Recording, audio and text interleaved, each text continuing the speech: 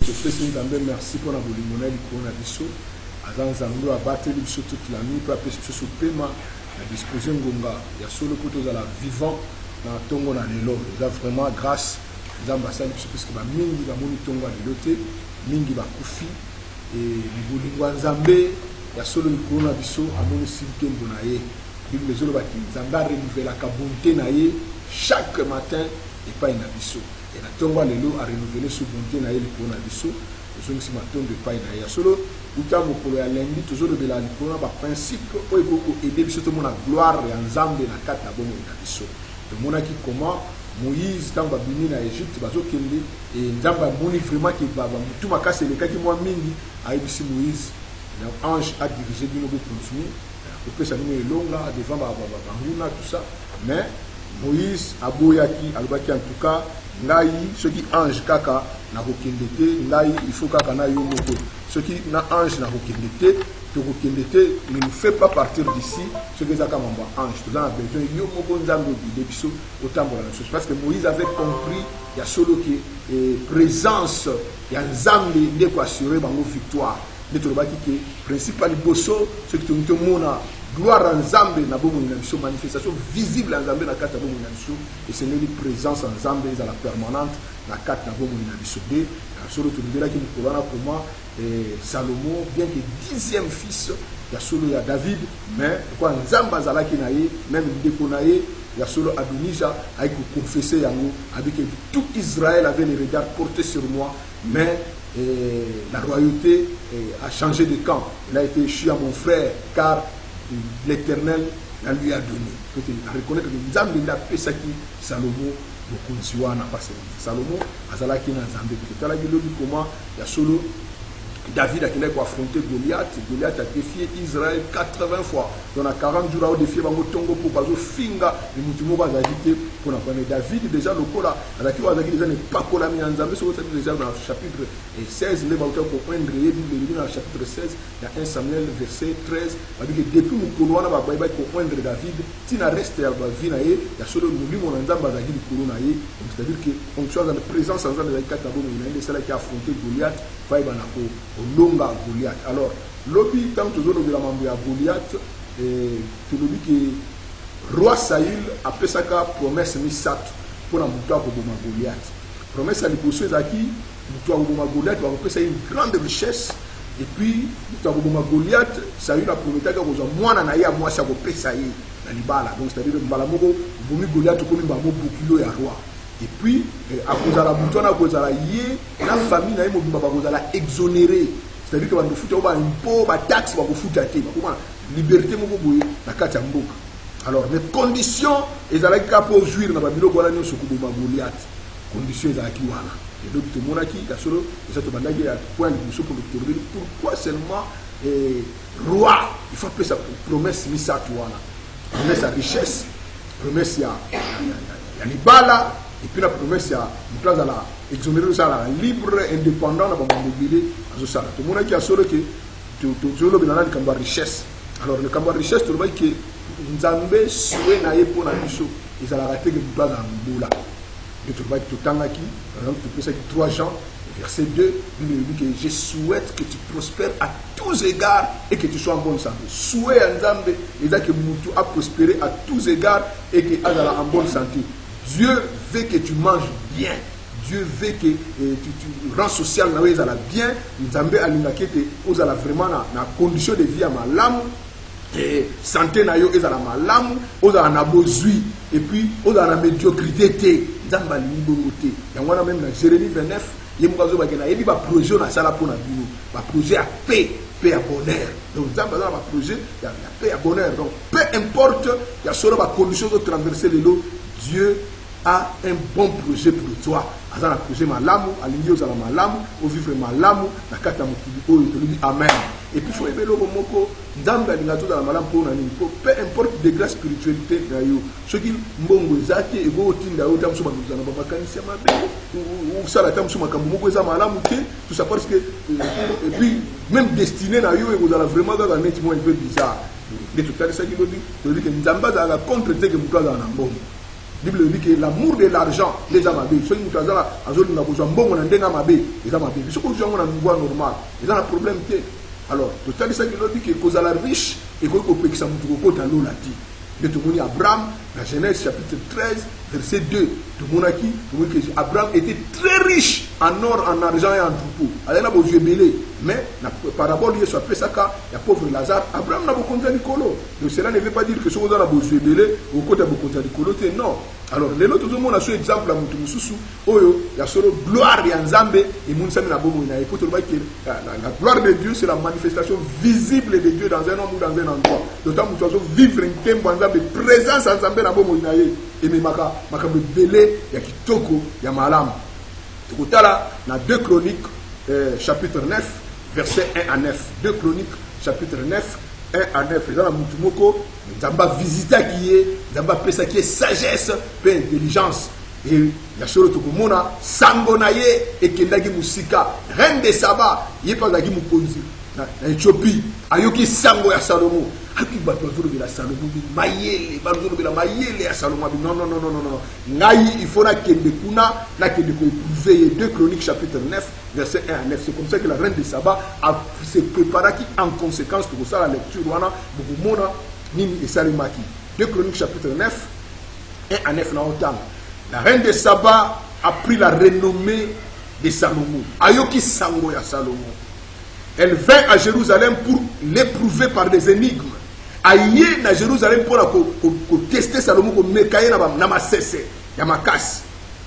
Elle avait une suite fort nombreuse. Aïe na bato belé na yé ba accompagner qui des chameaux portant des aromates, de l'or en grande quantité et des pierres précieuses. Amemi ba chameau ba mema ki ya solo ba malas belé avec ba or belé pe amemi ya solo ba mabanga talo belé.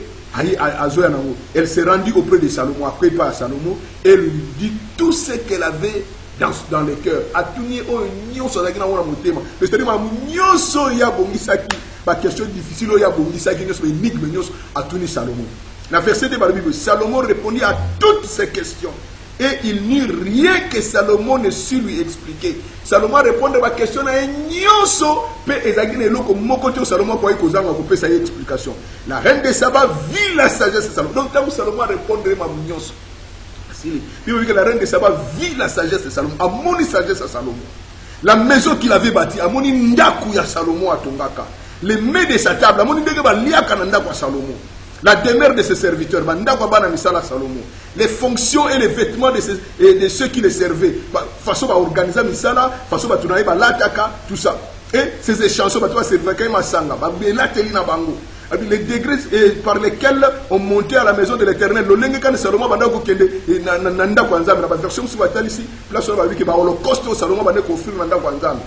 Hors d'elle-même, elle dit au roi. Et lesquels liés, pas un roi. C'était donc vrai ce que j'avais appris dans mon pays au sujet de ta position et de ta sagesse. Je ne croyais pas ce qu'on en disait avant d'être venu et de voir vie de mes yeux. Et voici, on ne m'a pas raconté la moitié de la grandeur de ta sagesse. Tu surpasses ce que la renommée m'a fait connaître. Heureux tes gens. Heureux tes serviteurs qui sont continuellement devant toi et qui entendent ta sagesse.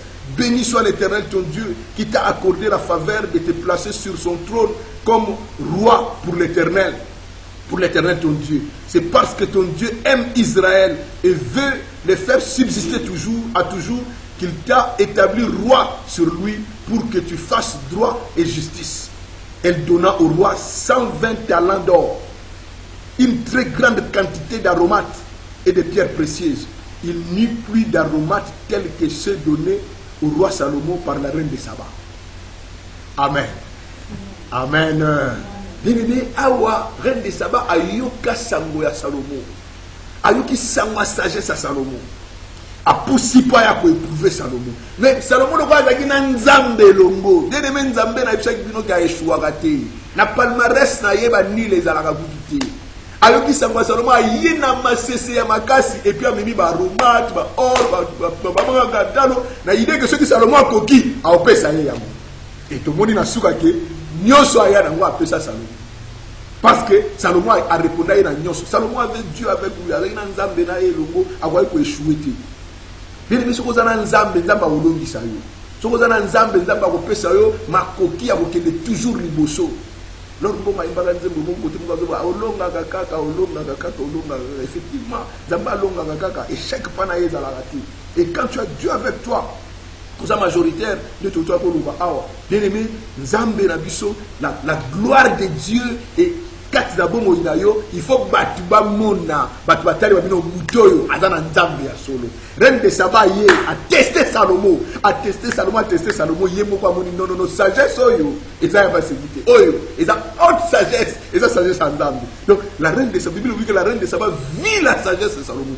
amoni sagesse à Salomo c'est-à-dire que amoni sagesse moko ezo refléter gloire ya nzambe et biso bana na nzambe ya solo Bible zo bana Ephésiens chapitre 3 verset 10 va dire que c'est par l'Église que la puissance, les dominations, les autorités, les principautés vont connaître la sagesse infiniment variée de Dieu. Sagesse, il y a balo lenge na ngonyoso ya nzambe. Batu ba foba yeba yango na nzela na église. Donc moi na nzambe aza muto aza censé ko la sage, c'est très important. Il faut que bonde la nzambe peso sagesse, pe intelligence. Ndenge Salomo sengaka nzamba pesaka ye yango. Et batu ba mona réellement que sagesse oyo eza ya nzambe. Place ba mikolo bazabe yo mwana muto ko lobby ba sentir moi noyo maloba boui. Non, Maïla boui. Oyo, il a nzambe. Et puis, reine de Saba a monikaka sagesse à Salomo. La reine de Saba vit la maison qu'il avait battue. A moni ndaku ya Salomo. La Bible dit qu'elle est liée. Donc, c'est-à-dire qu'une maison qui reflétait la gloire de Dieu. Là, Mbalami na côté na guidi na Bible.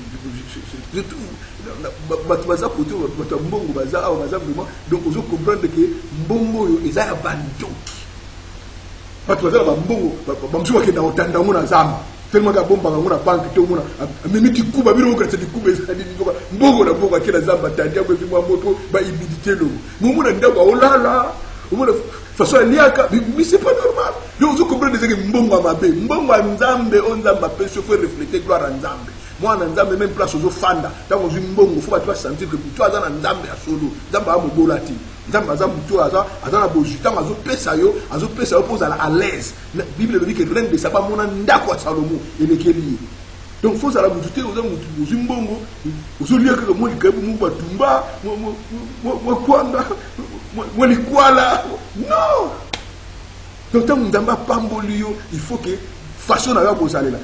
Reine de Saba amoni la maison à Salomo. La maison se reflétait gloire à Nzambe. Et Bible nous dit sur nous, elle vit les mains de sa table. Ndenge baliaka na ndako Salomo. Bien Nzamba va visiter yo fa bien. Et ça c'est le nom Nzamba visiter yo zoliaka na bandenge moko bato mona ka yoza mutafasi, oso na futongi ndaku, so na bongisi ba ndoki bakolianga. Yoza na Nzambe ndoki ni na oliayo. Ndoka oliayo wapi? Ndoka oliayo te. Ndoka oliayo te. Na bamboka musuto kenda hotel sa mala.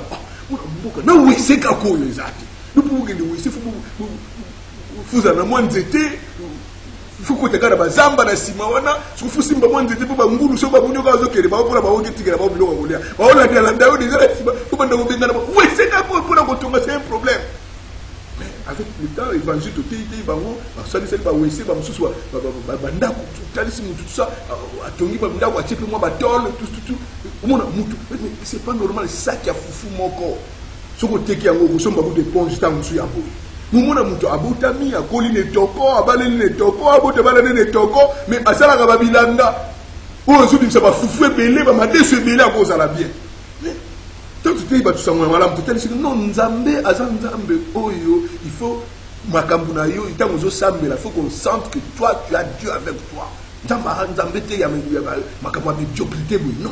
Et les gens ont compris, bah, tu vas comprendre, mon techniquement, il y a des gens qui ont gloire à Dieu. Bah, tu vas comprendre. Et là, bah, comme ça, tout son côté, bah, banda kwa ndianga économique, et comme presque ma cuisine, bah, tchétché banda kwa ma tol. Ah! Ce qu'on a déjà que, bah, tu vas comprendre. Parce que Nzambe, quand on a Nzambe longo, faut vraiment la gloire à Nzambe na na yo. Ndaku na yo, façon nos olé là. Tout à l'heure, on a dit Salomo banda golia, nous avons image. Vous avez la 1 Roi chapitre 4, verset 22. La Louis II, 1 Roi chapitre 4, verset 22. Pour la version, version Semmer, ou bien version français courante, parole de vie, on est dans le chapitre 5, verset 2. Même Makamon est dans le chapitre 5, verset 2. Et dans Louis II, est dans le chapitre 4, verset 22. Moi, je lis la version 1 Roi chapitre 4, verset 22 total comment babanda ko lia na ndako ya Salomon parce que reine de Saba ye amoni sagesse amoni ndenge ba to ndako Salomon banda ko vivre amoni ndenge ba liaka na ndako ya Salomon peut so image dans nzamba o visiter yo mbongo so les ana ngo fo lia o lia parce que nzamba pesio yango batangela biso. Oui. 1 Roi 4 verset 22. Ah, chaque jour. Bien aimé, ce qui va dire chaque jour, et nous avons mokolo na mokolo. Na version, on a autant, mais on a besoin de la version, pour que un peu plus clair. Ok, ok, bandez là. 30 corps de fleurs de farine et 60 fleurs de grains. Ok. Et continue. 10 bêtes de grappe, 20 bêtes de pâturage, et chèvres réduits, 100 réduits, outre les herbes, les gazelles, les lames et les volailles. Ok. Boyoki, est-ce que dans la moutoumou, on a dit que on a demandé à Nanda Salomon? Hein?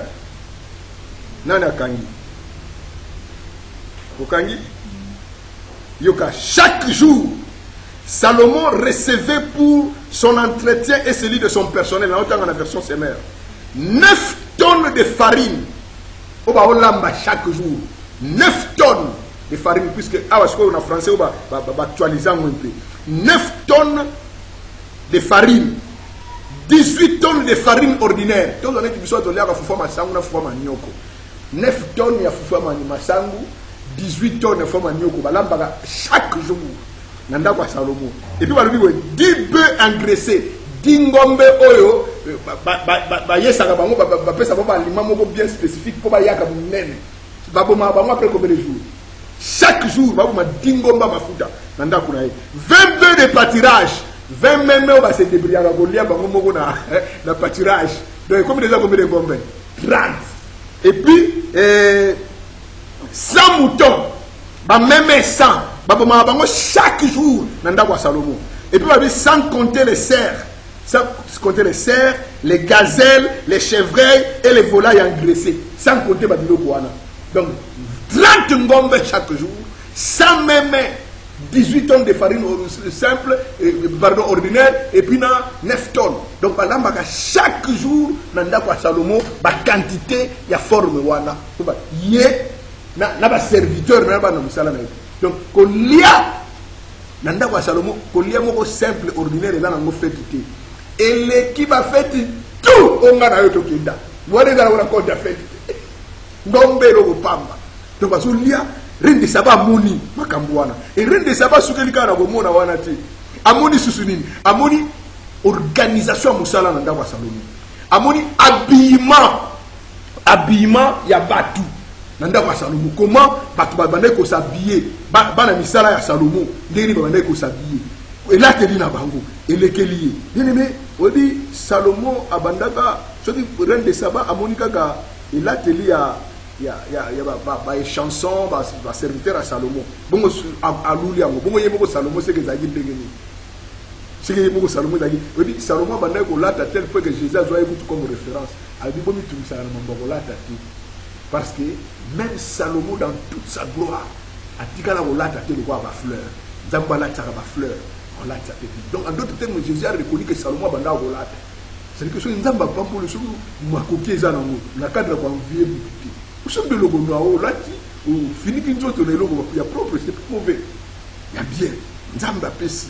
Et Salomon, la Bible le dit que les mets de sa table, les logements de ses serviteurs, l'organisation des services,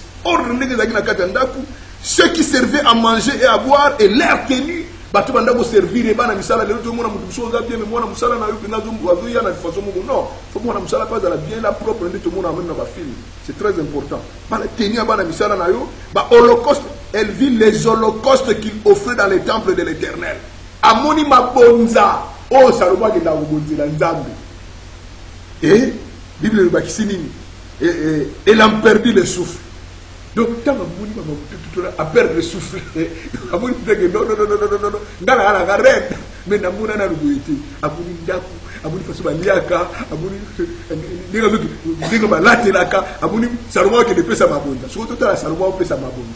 Tout à la carte 2 kills. Autant les délais, tu as 2 cultes, Salomon qui fait ça. La culte moko, 2 Chroniques chapitre 6, 1 verset 6. 2 Chroniques 1, 6. Tout le monde, Salomon a fait ça. La culte, total. Tout le monde. 2 Chroniques, après c'est combien? Ma bonne, c'est pas un Zambé. 2 Chroniques chapitre 1, verset 6. Natangi na kombo na Yesu.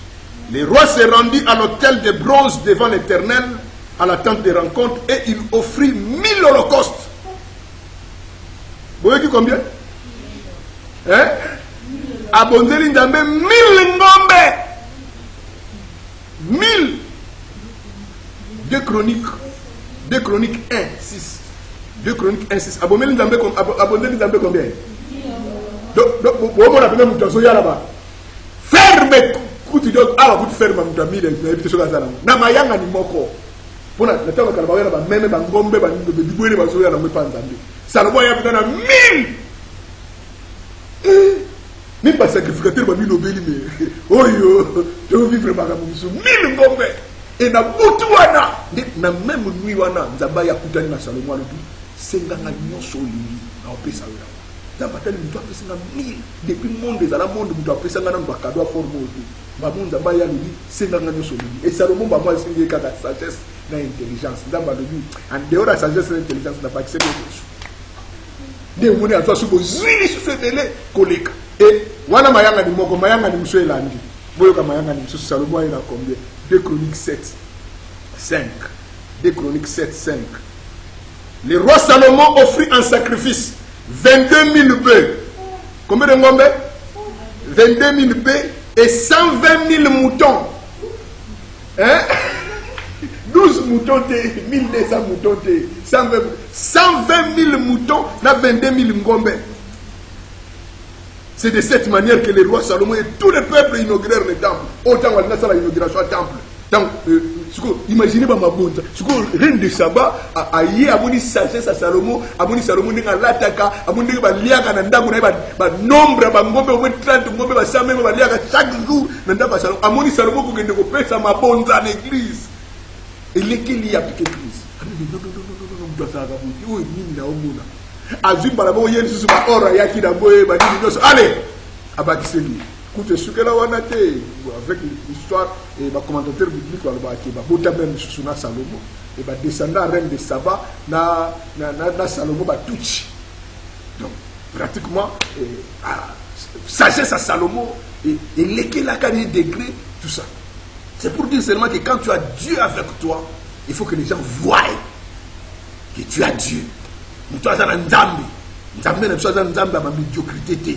Nzambe azan Nzambe il faut makoki ezala soki Nzambe apesio et puis emonana eza te Nzambe apesio makoki kobomba kaka mbongo bomba kofitika kaka mbongo bomba kofitika kaka mbongo mama frère na biso bobo bokolo babo bongo ezate bongo ezate ba lingira poto ça mbongo ezala kaka te mukolo moko ntoka ba dollar yaka bomba ba dollar yaka bomba jour bongo afongola bala afisoli pas classer ba dollar ba pc ba sala ba dollar musala muri pita ba $100 ba die muna ngobo ba pesa ba $100 donc dala bongo ba pesa ba lia même mukolo na bana ba yebiki no mama zaka ba bomba ba di mona mama hatuka Nzamba zo lokumu ko ba mbongo abiso to luka bongo sala bo zo ki sabo mbongo ezala kaka te siko nzoka yo bomba ba bongo alors lia mbongo wano mona non soki mbongo ezali bien nini Nzamba zo pesa yo sunga batu zala yo moko pe na position batu amona que oui ezali c'est pas un problème, c'est pour la gloire de Dieu. La gloire de Dieu c'est la manifestation visible de Dieu dans un homme. Il faut que les gens sentent que tu as Dieu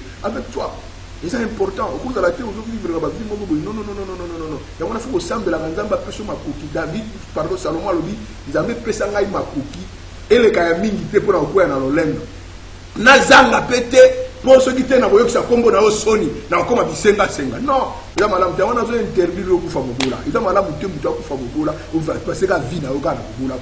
Non. Yo za na Nzambe lungu. Mais est-ce que mutumo akoloba amen. Le petit le bagi même que ce qu'on kufi mobola, même na bokonza likolo valeur vous à la bouquet, les tout mona dit ka la jar. Ti na bokonza likolo za ka petit bitinda. Ba mona bana ba twana li furo ba mona yebuna za petit bitinda ba bram batinda batinda. Non, il faut dans la position bien, même si la bokonza likolo, vous allez la position bien, c'est très important. Amen.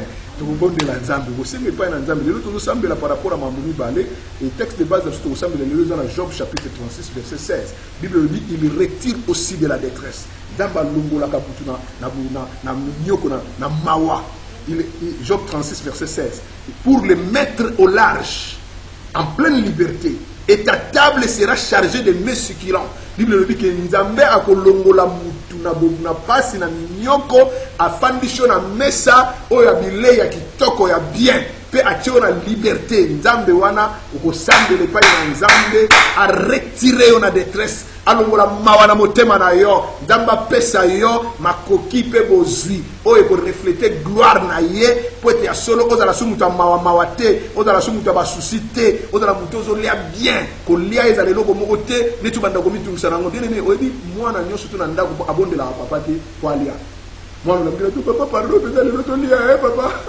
pardon, non, c'est le devoir, papa, et puis, comment ça, il faut pas dire, ndenge moko pe yo nzambe aza papa na yo aloba na biso déjà que notre Dieu nous donne notre pain quotidien akopesa biso yango senga ye calmement to akopesa yo yango to bondele pa ina nzambe alléluia anda ko senge pa ina nzambe ya solo nzambe retirer na détresse nzambe mettre au large nzambe charger table na ona ba mesukila Job 36:16 et kokisama na vie na yo bondele pa ina nzambe alléluia to mona mukongo senge pa ina nzambe et Job 36:16 et kokisama na bongo ina yo nzambe a visiter yo nzambe amonisa nkembo na bongo ina yo na kombo na Yesu Kristo nzambe tombo na yo bondele pa ina nzambe alléluia.